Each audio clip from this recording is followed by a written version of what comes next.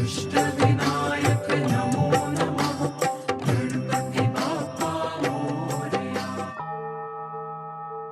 and welcome to Keen on Yoga. It's great to be with you again. It's been a hiatus, last week's guest, and now me again. So I hope you've been enjoying the podcast. As always, please feel free to comment and let me know if there's anyone I have missed out and haven't interviewed.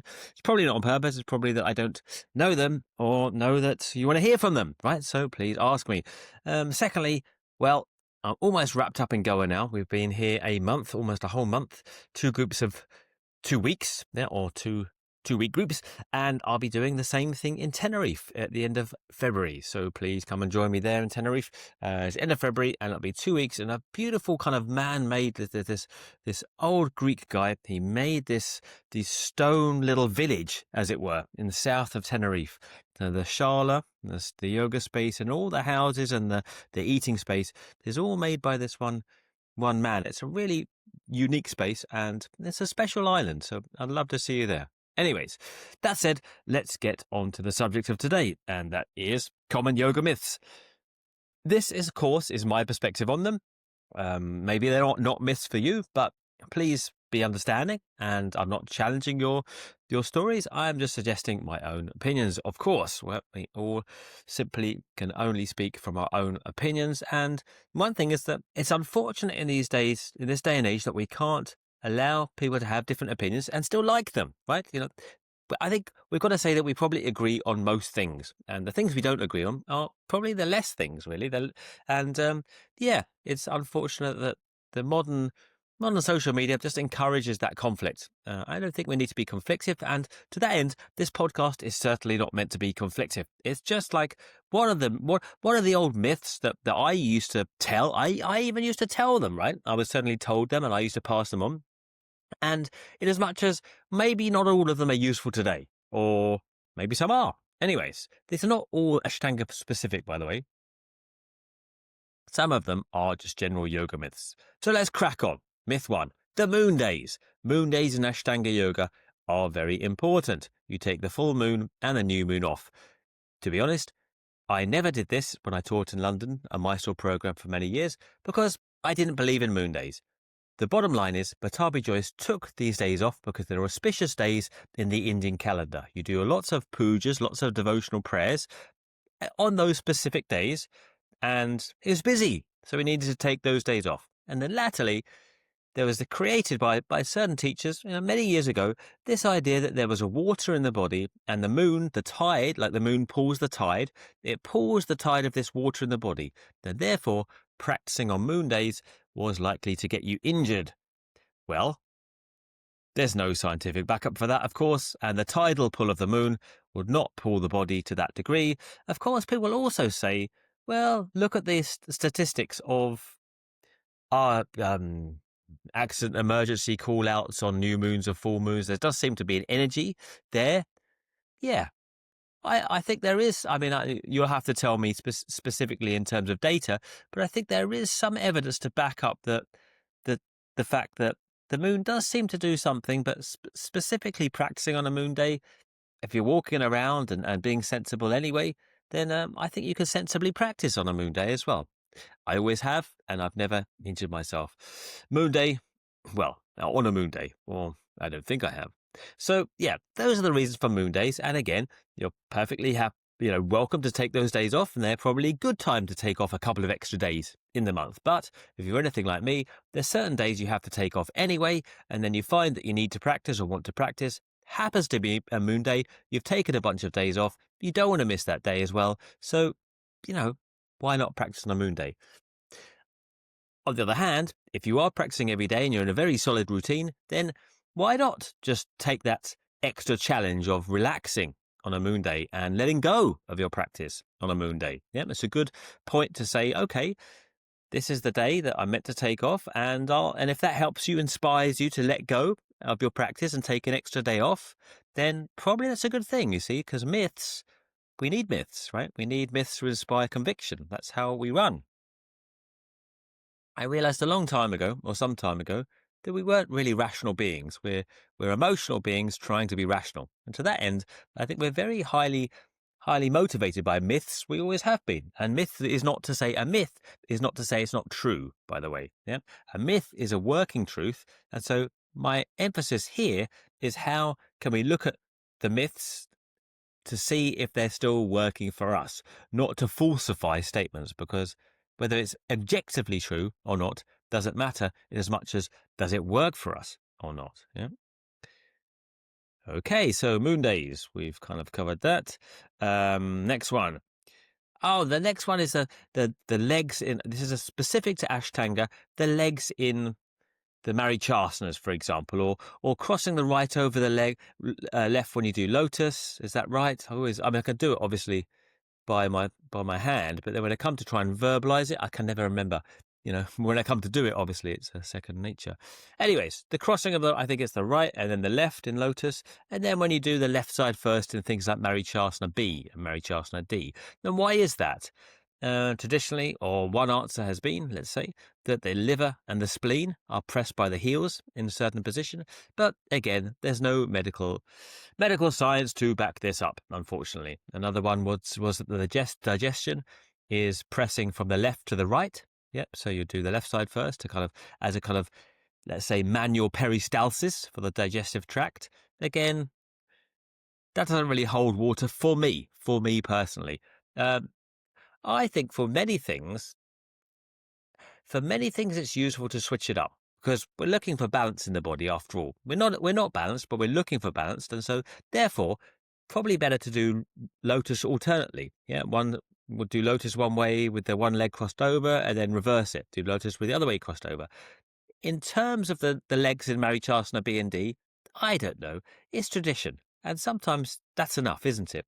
Sometimes that's enough. There's tradition. Do it that way, unless you have a really good reason not to do it that way, I suppose. Why not do it that way, So there's no medical evidence to suggest that has any benefit particularly, but and also there's this right side preference with Indian tradition. Yeah, the right is more sacred than the left. The left is profane. Yeah, you wipe your bottom with your left hand.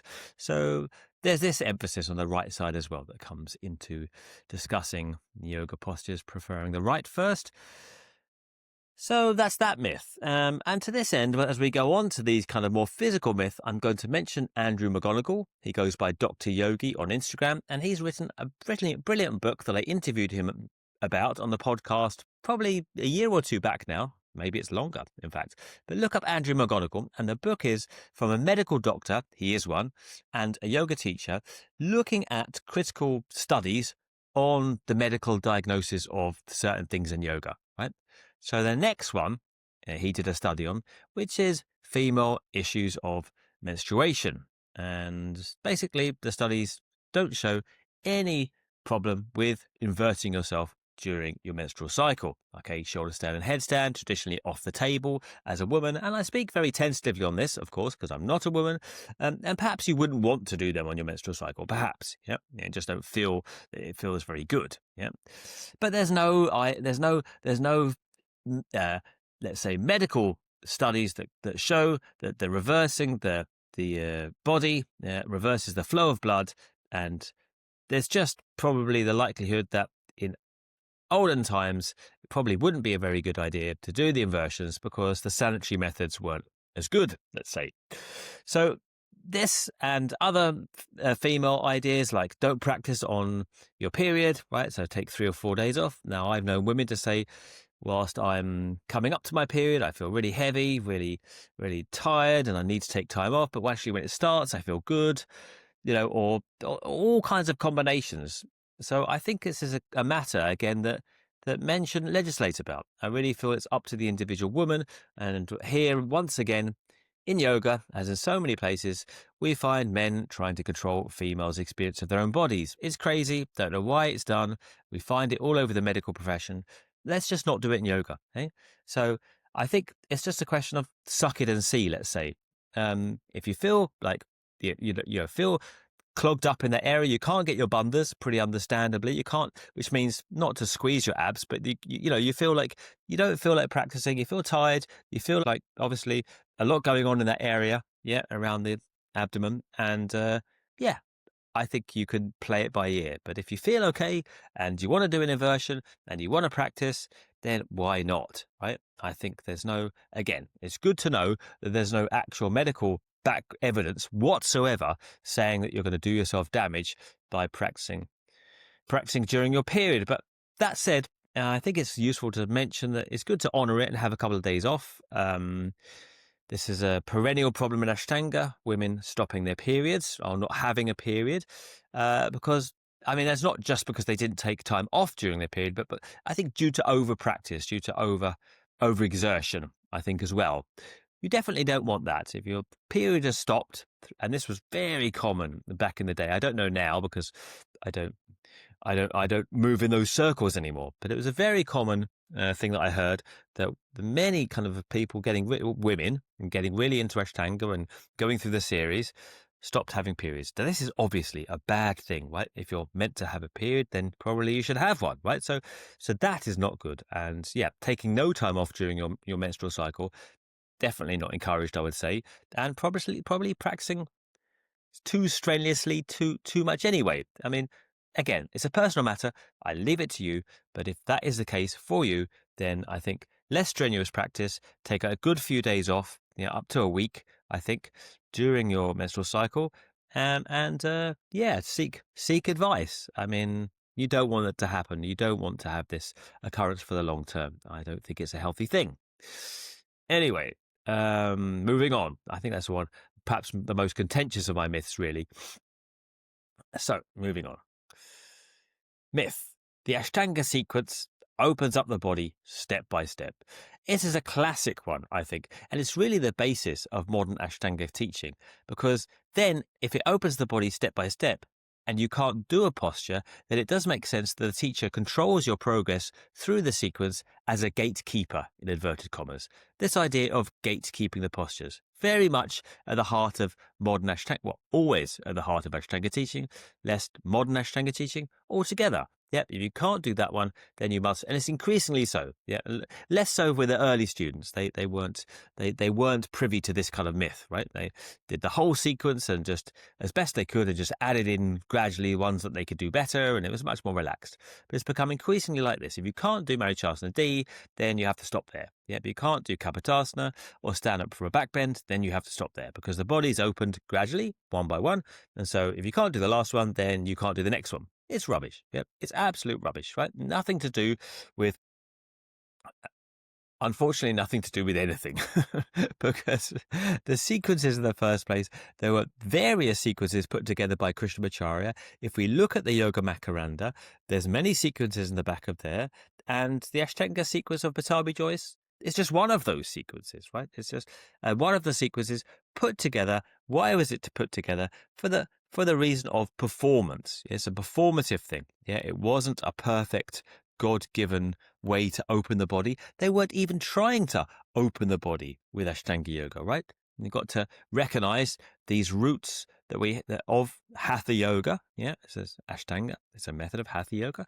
They're energy work. Yeah, the postures are there to do something with the spinal energy. They're not for physically opening the body. So it's a complete myth. And of course, if you think about it, it doesn't really bear out that, for example, Marichasana D is necessary in order to do Kapotasana. What if you've got a tight hip?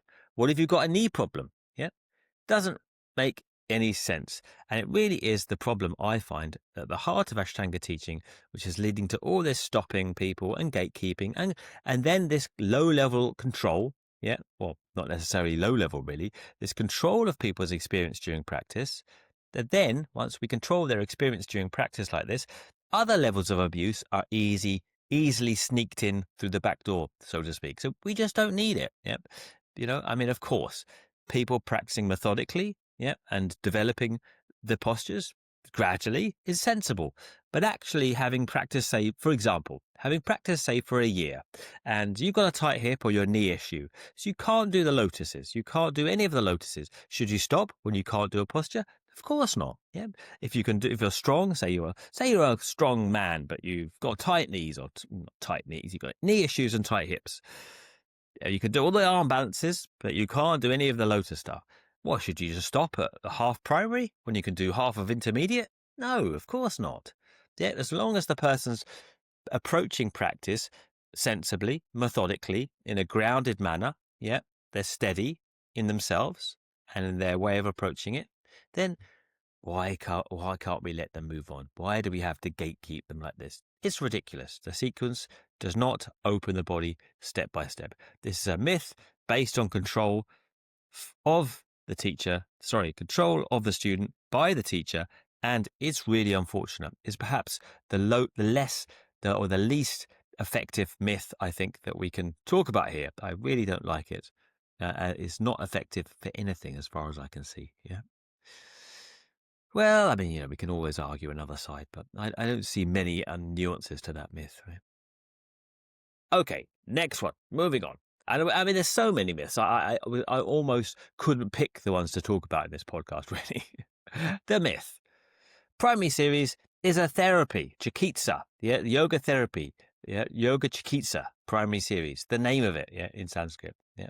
Patabi Joyce made that up, right? I think, as far as I know, Krishnamacharya wasn't calling primary series yoga chikitsa because, of course, Krishnamacharya didn't teach primary series. He taught a bunch of asanas, and the boys were free to put those asanas into different combinations as they saw fit, or as he saw fit, because Krishnamacharya basically taught to the individual. That was his big thing, right? Yoga should be for the individual, was what Krishnamacharya based his teaching on. So it's kind of ironic that Patabi Joyce formed this such a homogenous system that was very unindividualized. Anyway, primary series is Yoga Chikitsa. Nadi Shodhana is the intermediate series. Nerve cleansing is called Nadi Shodhana.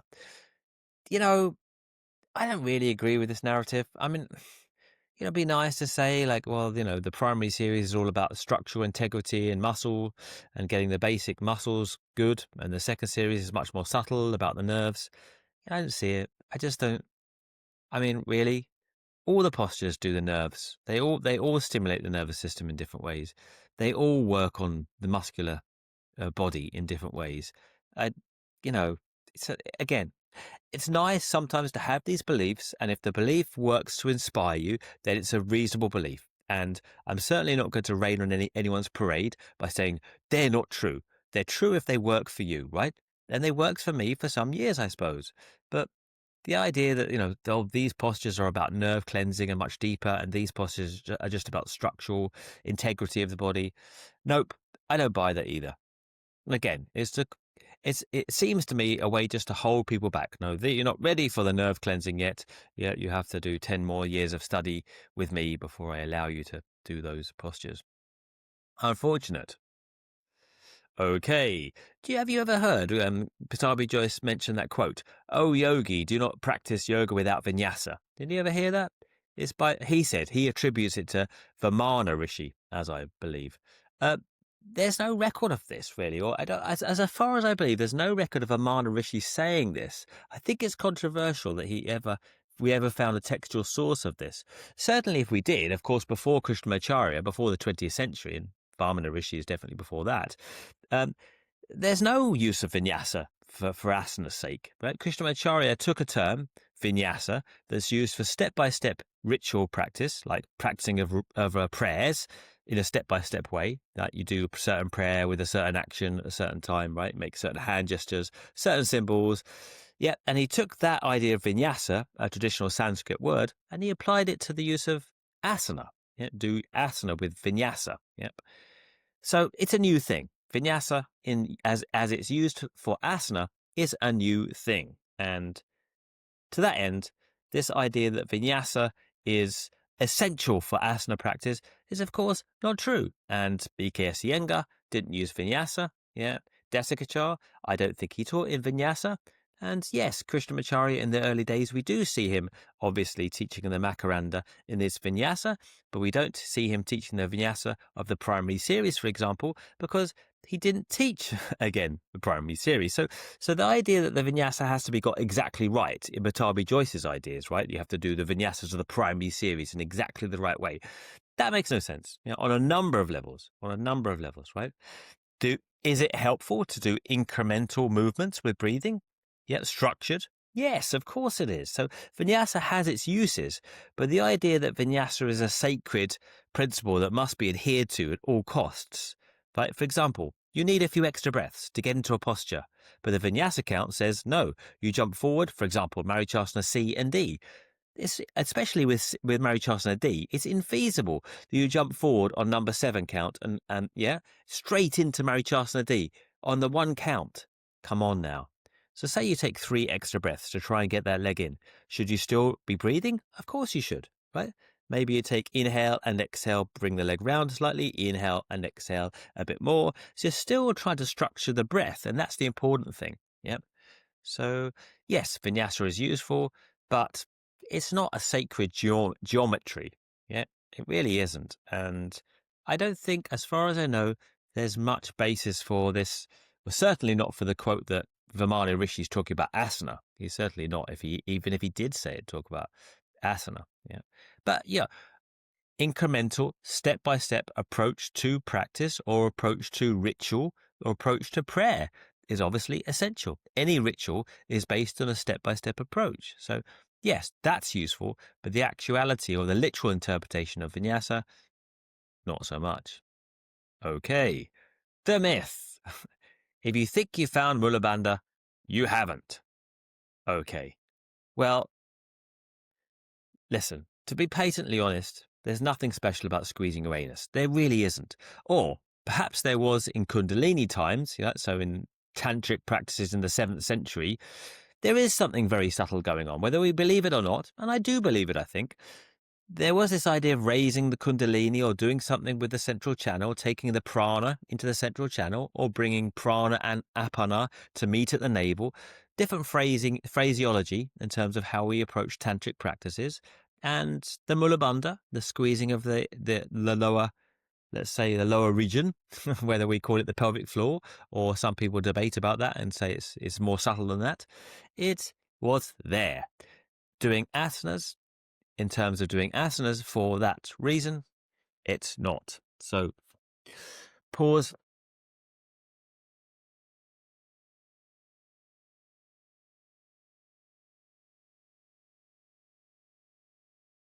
So certainly at that time, Mula Bandha was relevant in the tantric era. Is it relevant now when we're doing postural yoga? Not at all. The pelvic floor will be brought online, so to speak. It will be slightly engaged at many points if you're holding the body with structural integrity in an efficacious way to do a posture. If you're holding the spine in the right way, naturally the pelvic floor will be slightly engaged. Some of the time when you're doing more strenuous asanas, not all the time. And it shouldn't be engaged all the time. You should not be gripping your pelvic floor all the time because you don't want to have a hypertonic pelvic floor, like basically a pelvic floor that can't relax. That's very bad for women on a number of bases.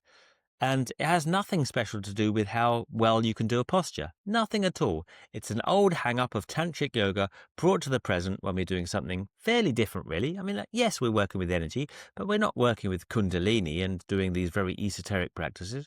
So to that end, Mula Bandha is really not a focus. And the bandhas, in fact, are not focused in any way in the way that they were originally. Yeah, I don't phrase Uddiyana Bandha as anything to do with the stomach. In fact, I phrase it as the chest. So that's another conversation, but certainly Mula Bandha, honestly, don't worry about it. Just hold your spine in the right way and you'll be fine. Yeah, you don't need to squeeze your anus all the time or your pelvic floor. But if you've got a very weak pelvic floor, well, sure, do some Kegel exercises, do some pelvic floor toning exercises. Yes, that's helpful. Do you need to do it in yoga? No, I don't think it's helpful. Okay. Yeah, another myth. Twists purify the organs. This one, I think, Dr. Andrew McGonigal, Dr. Yogi, he mentions it in his book. And I definitely refer you to his book. Definitely worth a read if you haven't read it. And yes, there's no medical evidence to say anything to do with these twists as organ purification, right? Then to that end, we can look at, Krishnamacharya says it in his Makaranda.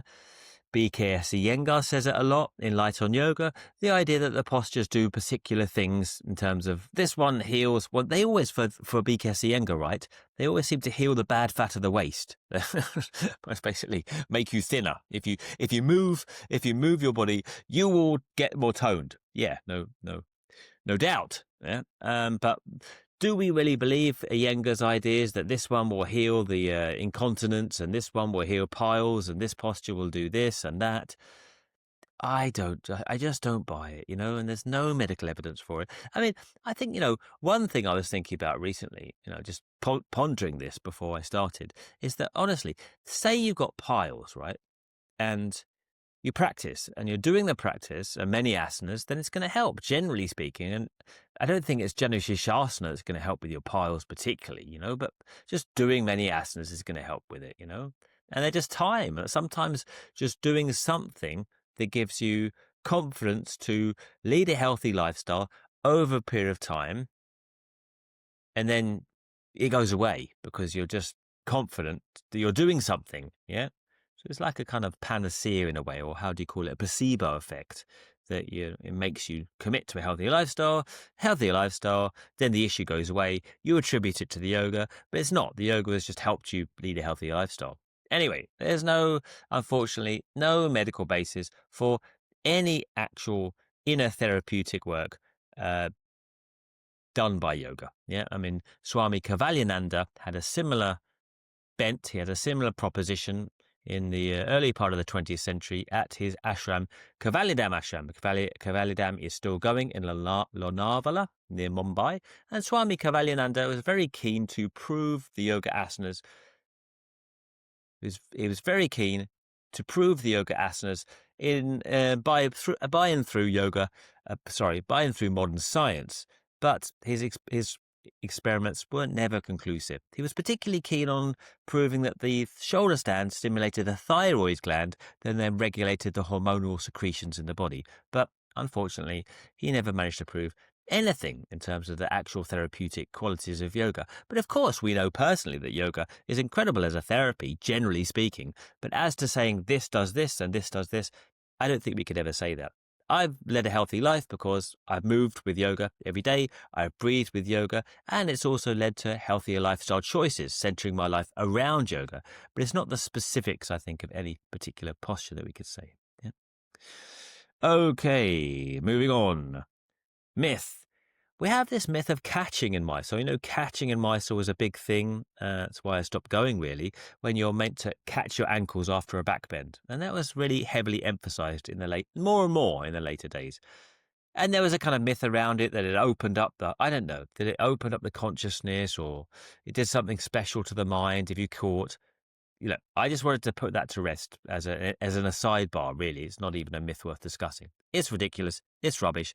The only thing I ever saw happened when people were forced to catch their ankles was generally they hurt their lower backs, because most adult bodies aren't built for catching their ankles in a back bend, honestly. So let's park that right there and then, or put that to bed even. Patabi Joyce used to say not more than one practice a day. So we'd only practice once a day because he said you shouldn't heat the blood twice a day. He was very keen on this idea of blood heating, or blood boiling, he called it, and the purification that came from blood boiling. It's an interesting idea because it's based on the heating principle of tantric yoga in the first place. That tantra is based on tapas, heating. To tap is to heat. No, I don't really agree with that, though. If you want to do a bit more practice, or you want to do something else, say you do yoga in the morning, you want to go gym in the afternoon, you want to take a little run, go for a swim, come on now. We should be able to do other things, not just yoga. If we want to move twice a day, even if we want to do a yoga practice twice a day. The sensible information, though, is don't wear yourself out. Don't burn yourself out by over practicing. And that's the case for any modality, right? You can over train yourself in the gym, just like you can over train yourself in yoga. You can do too much. Yeah. And only you can know that. If you feel worn out, if you feel tired all the time, if you feel achy and lacking of energy, you're probably doing too much and you need to slow down generally. And along those lines, don't do anything extra was always a myth. Shouldn't do any extra practice other than the yoga. It will make you stiff. Rubbish. I mean, if you do mobility practices, outside yoga, they'll actually help yoga. I mean, like weights don't make you stiff. You might lose a tiny bit of flexibility, but you'll gain more mobility. Weights in a gym actually help your yoga. Similarly, don't eat for 2 hours after practice. That was at least 2 hours, I think it was, wasn't it? Don't eat after practice for a long time. Anyway, why? Probably you won't want to eat for a few minutes because you're using your stomach a lot and you just need to settle things down, but that's too much, I'm not really going to talk about diet, but there's traditional myths around. Let's say traditional, but there's definitely myths that I noticed around diet. I'll leave that to you to pontificate on the myths that surround diet. And look, you have to be your own guide in this. Yeah. So what the diet that suits you now, will probably change as well. But it's always trimming the sails with your diet. Of course, there's ethical concerns to be taken into consideration as well, how you feel about that. But diet is always a personal issue, I think. Okay, coming to the crux of things now, the last myth, surrendering to an adjustment. Surrendering to an adjustment or surrendering to practice opens the body. That there's something to do with letting go of your ego, opens the body. Worrying, honestly. I mean, you should never just go floppy and let someone push you further than you can go normally. That's just a bad idea, right? The body needs tension. It needs muscular tension. I think all the yoga stretches should be active stretches. None of them are passive stretches where you just go floppy and just hang out and see how far you can go just by letting gravity take its toll on your body or letting someone else do that to you. I just think that's a bad idea. And the idea of surrendering to someone else's will, that you need. I heard this once, another teacher saying, it was on a training and learning how to take an adjustment, i.e. learning how to surrender to an adjustment. That's really sketchy, right? That really puts us in worrying territory in terms of controlling another person's body, right?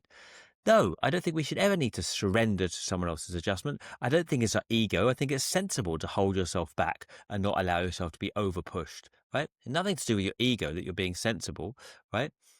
But I think this really has crept into modern yoga, that it's your ego that needs to be got rid of. That's why you can't do the posture, because you're too rigid. You're too rigid physically because you're too rigid mentally, and you won't let go. Yep, rubbish. Yeah, just really annoying rubbish. It's a myth. The adjustments don't work. I'll say it again. The adjustments don't work because you're using mobility, not flexibility. Flexibility means you're just allowing yourself to be pushed further than you can normally go, but we're trying to use mobility in yoga, and only we can do that. We can't be adjusted physically. Well, we can be adjusted in terms of someone helping us feel the shape of the posture, but not adjusted in terms of pushing us further into the posture. That I don't like, to be clear. And then I was thinking also, just as an extra, this idea that practice is all you need to do. You just have to commit to practice. You just have to do it again and again. Yeah. And if you keep doing it with an open mind, with faith, with devotion, it'll happen. Not necessarily. Maybe your body wasn't built that way. Yeah. I mean, and many of our bodies aren't built to do these extreme postures like lotus or like kapotasana. Yeah, we'll never do them. Yeah. And just practicing the same thing every day in the hope you will do, it just either hurt your body or make you very disappointed and frustrated and in the end delusioned with it. Yeah. You've got to do something different. You got practicing the same way every day and expecting a different result is a definition of madness. Of course, doing things in a repeated way, you do see progress. I'm not saying that, repeating things again and again doesn't make progress. It does. But oftentimes we'll just repeat over years the same thing again and again and hope that in the end we'll get it. And of course, our body isn't doing it, or there's something missing. So it's a nuanced point. Yeah. Practice does help, of course, but keeping repeating the same thing over and over, just assuming that something will happen when nothing's happening there and your body just doesn't feel like it's doing anything, something's got to change. So it's not just practice, and all is coming. Yeah, you've got to learn how to do it, and also doing other things. Yeah, if you haven't, say if you're doing some hard arm balance or Karundavasana. So Karundavasana, you do Pincha Mayurasana, you do the lotus posture, and then you go down and you're curling in and you're resting that lotus on the arms. Super hard posture, right? So women, generally speaking, there's exceptions to every rule, but generally speaking, don't have the shoulders for it. So that's hard in the first place. So just practicing and assuming that's going to come, not true. Second, yoga doesn't build up your back muscles, i.e. your lats and your serratus. It just doesn't. So if you're really, really keen on doing something like Karundavasana, get yourself to the gym and do some lat work, do some pulling work. That will strengthen your lats at least. Yep. So there's other things you need to do, in other words. Anyways, I hope you've enjoyed this little rant on myths. I hope it hasn't been offensive. And of course, myths are helpful. We all live by myths. Yeah, we need myths to motivate ourselves in life. And the myths around Mysore, the myths and legends around Patabi Joyce were good until they weren't. You see, myths are always a double-edged sword.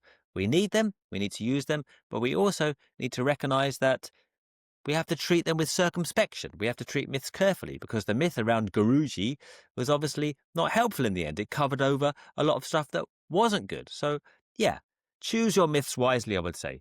But certainly, debate with me kindly if you want to debate. Happy to debate. But just remember, there's a human being in here too that needs love, just like you do. Anyways, I look forward to seeing you again next week. I've got some great guests coming up in the foreseeable future. I'm lining up a really great schedule for next year in terms of the podcast. So please do stick around. Please do subscribe to it and do all the things that help us get the views. Because if we get those views, of course, we get the better, not the better guests, but we're able to contact guests that, let's say, don't do all podcasts because, well, they can't do a podcast, and they go to the ones that get higher views, obviously. So that's what we're looking at too. Yep.